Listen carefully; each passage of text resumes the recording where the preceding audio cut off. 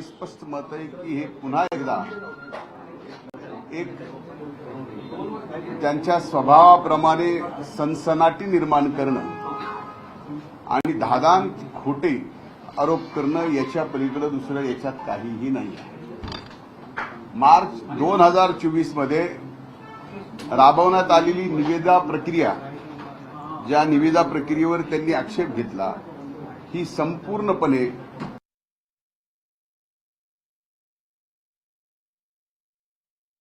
नियमात व शासनाच्या धोरणाला अनुसरूनच राबवण्यात आलेली आहे।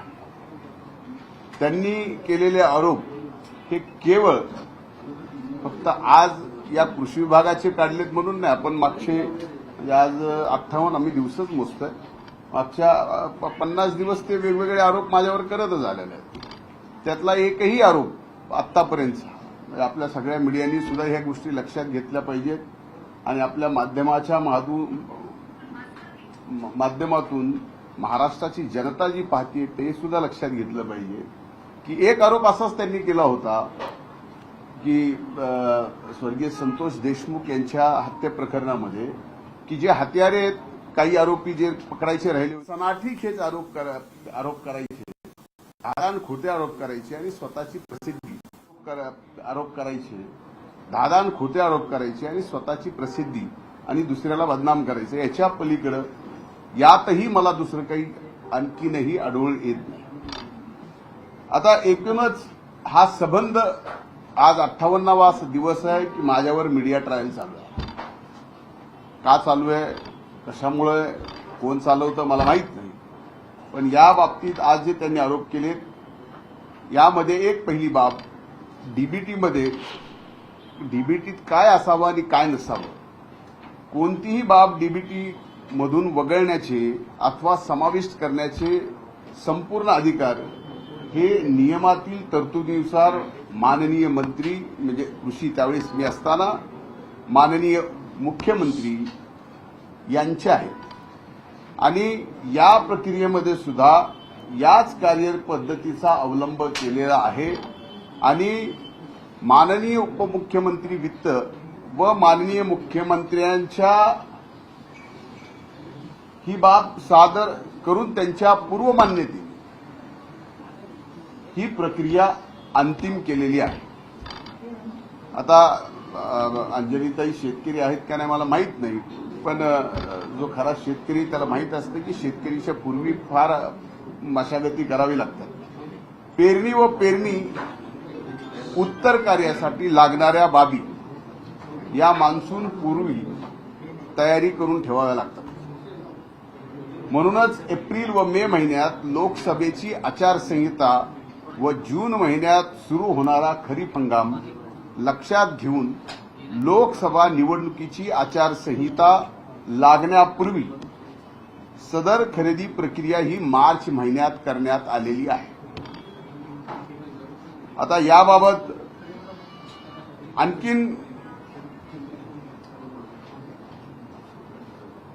शेतकऱ्याला पेरणीच्या अगोदर कुठल्या गोष्टी कधी लागतात, काय नाही, पेरणीनंतर फवारणी कधी करावी लागते, काही नाही, तण कधी काढावं लागतं, हे अंजलीताईंना बहुतेक माहीत नसावं।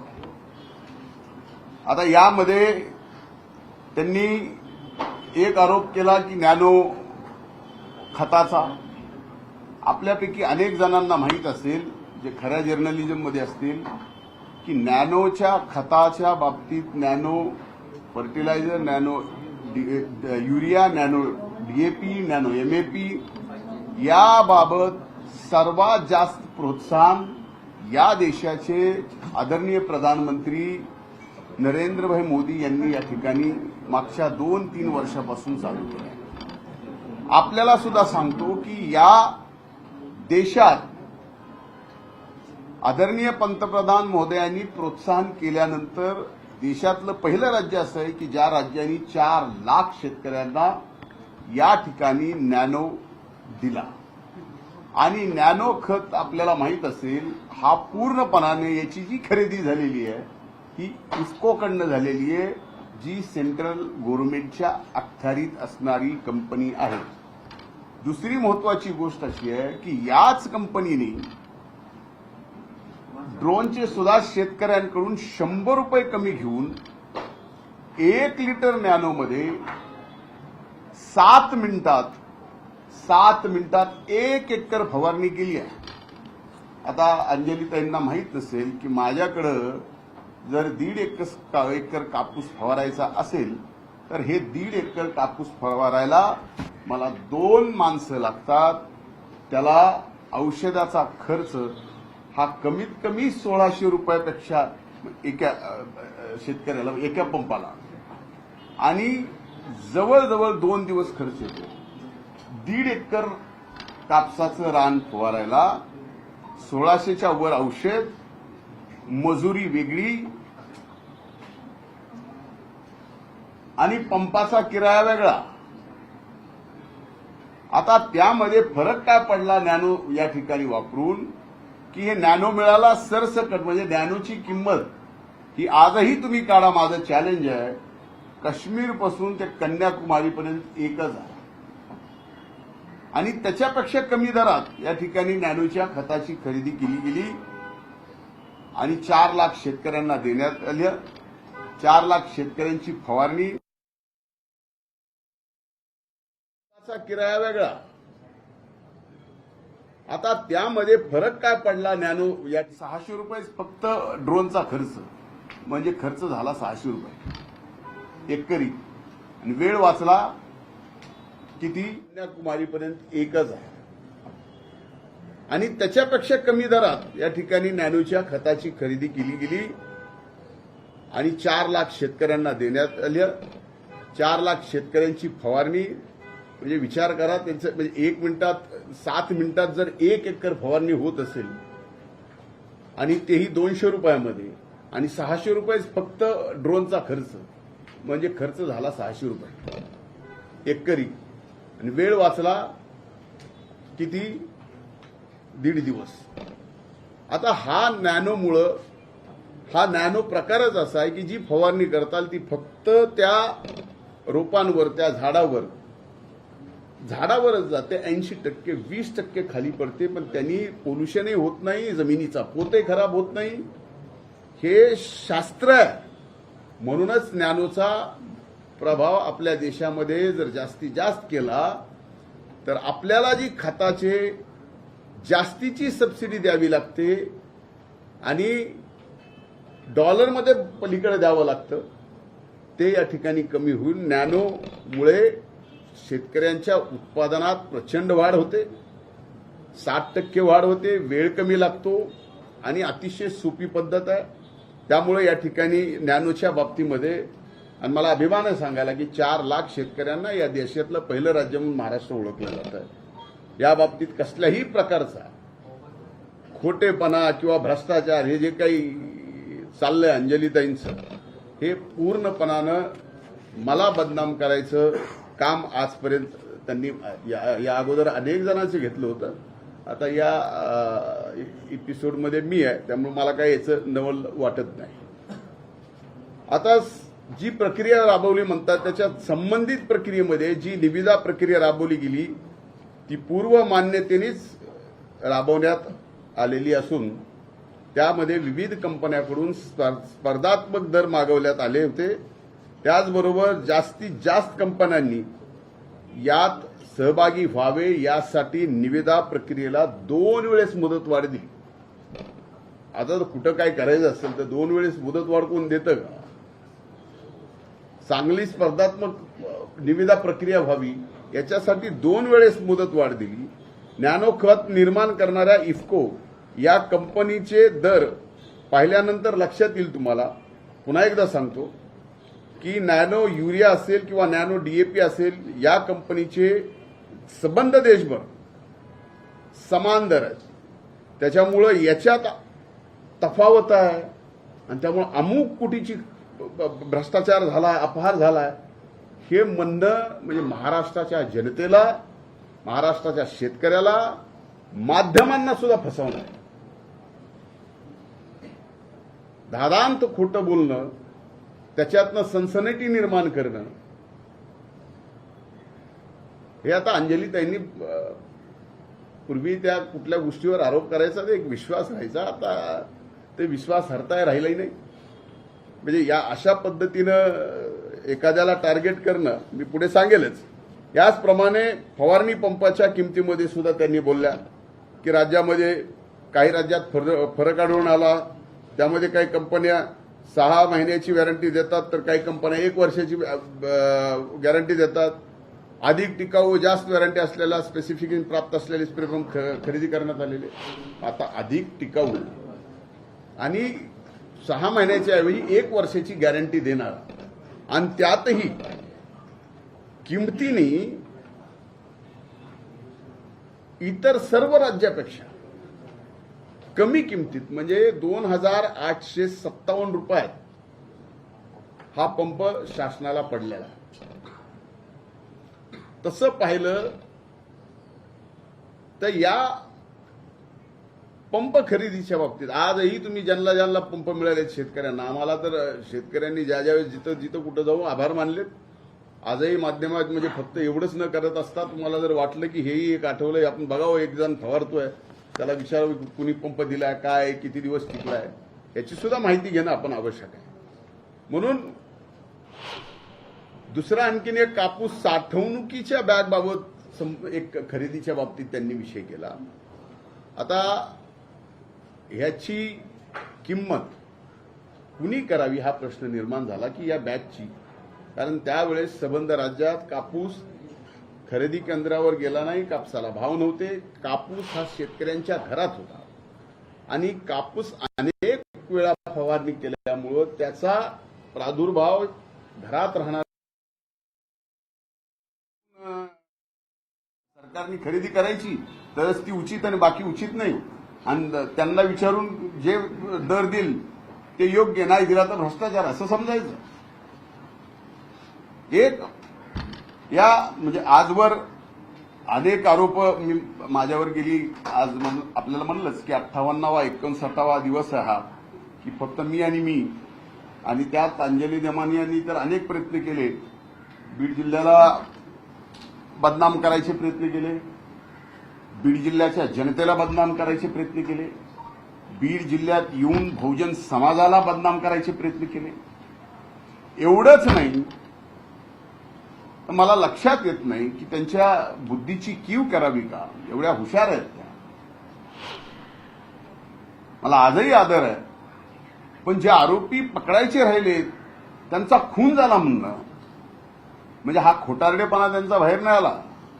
आणि ते जर सगळ्या गोष्टी आजपर्यंत माझं मीडियाला चॅलेंज आहे, आपल्या सगळ्यांना माझं चॅलेंज आहे. आजपर्यंत अंजलीताई बदनामियांनी म्हणजे बदनामिया करण्याच्या पलीकडं माझं चॅलेंज आहे, एक तरी त्यांनी केलेला आरोप या राज्यात या देशात कुठंतरी टिकलाय का आणि सत्य झालाय का. म्हणून माझी विनंती आहे की त्यांना परत राजकारणात यायचं असेल कदाचित, त्याच्यामुळे त्यांचा असतं ना की न्यूज व्हॅल्यू वाढवण्याचा एक विषय असतो. म्हणून माझं एक विनंती आहे की असे खोटे धादांड आरोप करू नका. मध्ये ऑफिस ऑफ प्रॉफिटचा विषय काढला. अरे तुम्ही काय म्हणजे ऑफिस ऑफ प्रॉफिट काय कसं काढू शकता. जी थर्मल पॉवर स्टेशननी कोळसा वापरून जी घाण केलेली आहे, जी घाण थर्मल पॉवर स्टेशननी पैसे देऊन काढावं असं सुप्रीम कोर्टाने ऑर्डर केलेलं आहे. आणि याच्या बाबतीत आता तिथं काही शासकीय पद असं आहे माझ्या कंपनीमध्ये की ज्या कंपनीत मी माझ्या बायकोला बसवलंय की मी बसवलंय, ही 2006ची कंपनी आहे. आज तिथं त्या राखेमुळं एक सिमेंट इंडस्ट्री आली आहे, रोजगार आला. आणि ज्या वेळेस राख हे बॅगमध्ये जात नव्हत्या, स्लरीमध्ये जायचे, त्यावेळेस राखेचे तळ असायचे. आता आमच्याकडे अशी 2-4 तळे आहेत, ही तळे साफ करायला नको. कारण ज्यावेळेस तुम्ही मे महिन्यात याल, एप्रिल महिन्यात याल, वादळात याल, त्यावेळेस आमचा अख्खं पर्याय आणि परिसर धुळीत दिसतो, त्या राखेत दिसतो. याच्यावर पण आरोप करावेत. हे आरोप कुणी करावेत? म्हणावं एनर्जी मिनिस्ट्रीने, ऊर्जा विभागानं म्हणावं की ही राख घेऊन जाणं बेकायदेशीर आहे.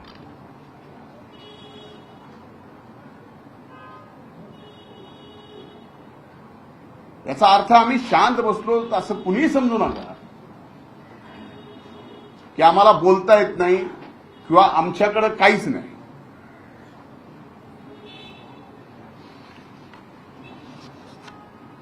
मीडियामध्ये यायचं, येऊन स्वतःचा प्रभाव निर्माण करणं तसं काही अवघड नाही. मी 5 वर्ष राज्याचा विरोधी पक्ष नेता राहिलेलो आहे. पण बीड जिल्ह्यामध्ये एक अतिसंवेदनशील घटना घडली आहे. त्या घटनेचे जे हत्यारे आहेत त्यांना फासावर लटकवणं ही आमची जबाबदारी आहे. आणि त्या जबाबदारीतून आणखीन वादाला वाद म्हणून कुठलीही गोष्ट नको म्हणून आम्ही गप्प बसतोय. पण एक विषय शांत झाला की दुसरा विषय शांत झाला की तिसरा विषय.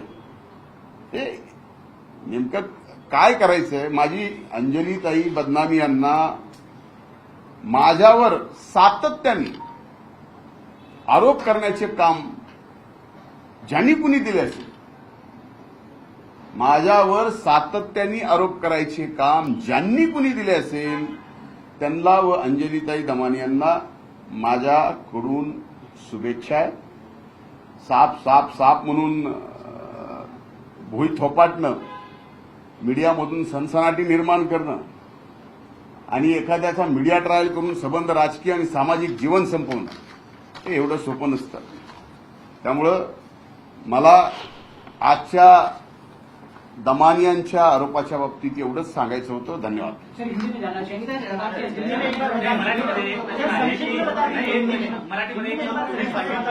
काही परवानग्या आहेत त्या सगळ्या मुख्यमंत्र्यांकडून आलेल्या आहेत. मात्र अंजली दमाने म्हणतायत की अजित पवारांना, मुख्यमंत्र्यांना आंध्रात ठेवून सगळं हे तुम्ही केली नाही.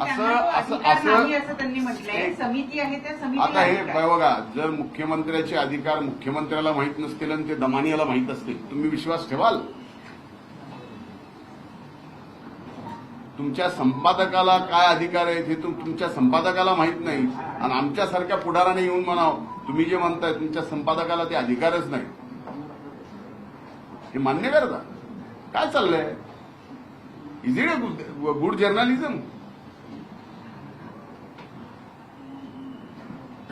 काय माझ्यासारख्याचं एखाद्याचं राजकीय आयुष्य तुम्ही संपवण्याचा प्रयत्न करता? माझं राजकीय आयुष्य हे मायबाप जनतेच्या याच्यावरती आहे. अहो, आज देशाच्या इतिहासामध्ये पहिल्यांदा सांगतो, मनातून बोलतो, आपण पण याचं आत्मपरीक्षण करा. 59 दिवस पुन्हा एका माणसाचं, एका जिल्ह्याचं, एका जातीचं आणि एका गावाचं मीडियाकडून ट्रायल हो. 59 दिवस. या 59 दिवसात एवढ्या मोठ्या मोठ्या गोष्टी या देशात घडून गेल्या, त्याचं काही तास सुद्धा त्याची न्यूज व्हॅल्यू ठेवली नाही. पण आमचं 59 दिवस ट्रायल चालतं. काय काहीतरी असेल.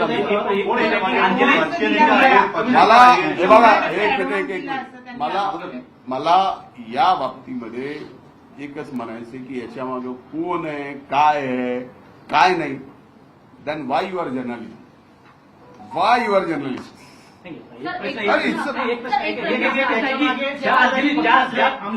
अंजली दमाने खोटे आरोप करतायत, त्याच अंजली दमाने यांना उपमुख्यमंत्री अजित पवार वेळ देतात, भेटतात, इंटरव्ह्यू करतात, कागदपत्र पूर्ण घेतात. मग हे काय अच्छी बात आहे? त्यांच्यावर आरोप करत होते, आज त्यांच्या दारावर जावं लागतंय. म्हणजे माझ्या लीडरवरती आरोप केलेले जे खरे ठरले नाहीत आणि माझ्याच लीडरकडे माझ्या बाबतीत माझ्या आरोपाचे कागदपत्र घेऊन जावं लागतं. माझ्या दृष्टीनं ठीक आहे ना. सत्ताधारी पक्षातली लोक याच्या मागे आहेत का असं आपल्याला वाटतं का? कारण सर्वाधिक जे आरोप होत आहेत ते सत्ताधारी आमदारांकडनं होत आहेत आणि सातत्यानं हे जे प्रकरण चिघळवलं जात आहे हे त्यांच्याचमुळं होत आहे. मीडियासमोर तेच येऊन बोलत आहेत. एक माझं म्हणणं हे की सत्ता पक्षातले, माझ्या पक्षातले, आणखी जे कोणा तुम्हाला माहिती आहे की मी माझ्या पार्टीच्या प्लॅटफॉर्मवर येऊन, पार्टीच्या डायसवर येऊन मी स्पष्टपणानं पार्टीच्या राष्ट्रीय अध्यक्षांच्या समोर जे काय चाललंय ते सगळं सांगितलेलं आहे. राज्याच्या आदरणीय मुख्यमंत्र्यांना, दोन्हीही आदरणीय उपमुख्यमंत्र्यांना जे जे काही चाललंय ते पण मी सांगितलेलं आहे. अशा पद्धतीचं राजकारण आणि एखाद्याला म्हणजे अशा पद्धतीनं एखाद्या प्रकरणात गोवायचं आणि त्याची बदनामी करायची, हे राजकारणात जे आज करतायत त्यांना वाटत असेल की फार अवघड काम आपण केलेलं आहे. पण यातनं जर मोकळं पडलं, ह्या संवैधानिक पदावरून जर मोकळं पडलं तर मग काय सब सारखेच आहेत. पण या प्रकरणात आणखीन एक मला सांगायचं, एक महत्वाची गोष्ट आहे, तुम्ही सगळ्यांनी याची नोंद घ्या की या खरेदी बाबतीत आज ज्या अंजलीताईंनी आरोप केले, हेच आरोप घेऊन एक व्यक्ती ठेकेदार मुंबई खंडपीठातून गेला आणि हेच आरोप केले सर्व. आणि ज्यावेळेस सुनावणीला घेतलं त्यावेळेस कोर्टाने सांगितलं की या बाबतीत आम्ही डिस्पोजअप करू, नाही तर हे जे तुम्ही आरोप करताय, हे आरोप जे केलेले तुम्ही ते पॅरा कमी करा. आणि त्या ठेकेदाराला हे ज्या अंजलीताई बोललेले आहेत ते सगळे पॅरा कमी करावं लागले. आणि मग केसच्या बाबतीमध्ये मग निविदा रद्द करा, रेट कसे जास्त, निविदेला असं असं झालं, मुख्यमंत्र्याचं वगैरे, हे सगळे मुद्दे त्यात होते. तुम्ही याची माहिती काढा. म्हणजे आपल्या मुंबई खंडपीठाने एक प्रकरण सेम जे आरोप केले दमानी यांनी त्याच प्रकरण त्याच मुद्द्यावर खंडपीठात चालू ठेवलं आणि त्याच खंडपीठाने सांगितलं की हे तुम्ही विड्रॉ करा, त्याच्याशिवाय आम्ही चालवणार नाही तर डिस्पोज ऑफ करू. तुम्ही म्हणता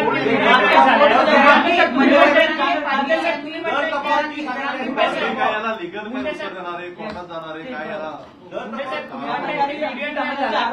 अंजली दमाने एक दावा करतात की ज्यावेळेस चिठ्ठी घोटाळा झालेला होता त्यावेळेस त्याचे पुरावे घेऊन स्वतः एक लक्षात एक मी त्याबाबतची प्रेस कॉन्फरन्स घेऊन मी अतिशय जबाबदारीपूर्वक सांगतो.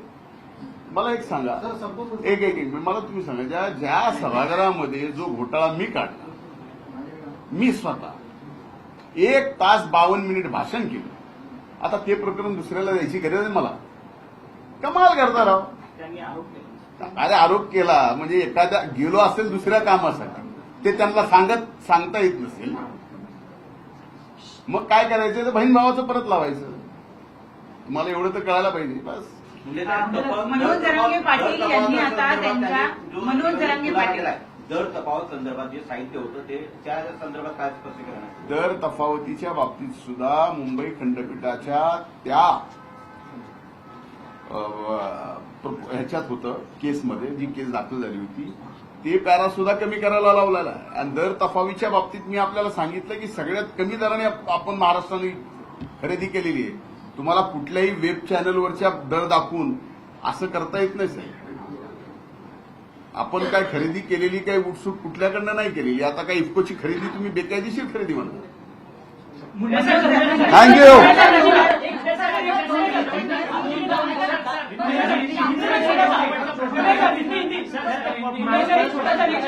एक शेवटचा जाऊ दे मराठीला. एक क्वेश्चन घ्या हिंदीमध्ये सर, एक क्वेश्चन